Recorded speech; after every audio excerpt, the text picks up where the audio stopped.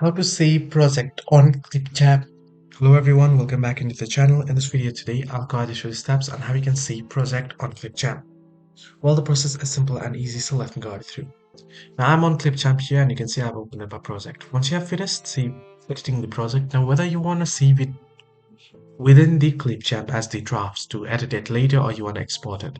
If you wish to save it, simply tap on export there and choose the size available 1080p. You can export 480 or 720. If you want to export 4K, you will need to have premium, so you can select any part and then go ahead and it'll start saving. Here you can see here now it is saving to my video.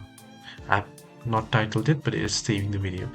But if you wish to simply save it within the ClipChamp to edit it later, all you gotta do is tap on the hamburger icon at the top left here and then tap on back to home, and you can see I have not synced. You can enable it to back it up on the cloud servers so that you can edit anywhere on any device once you simply log in, right? But here all you gotta do is tap and continue without sync and it'll be saved here. I can come back and edit it later. You can see my previous drafts as well. So this is how you can save a project on ClipChamp. Hope this video was helpful. Do like and subscribe and not forget to leave the comments down below if you have any further issues as well.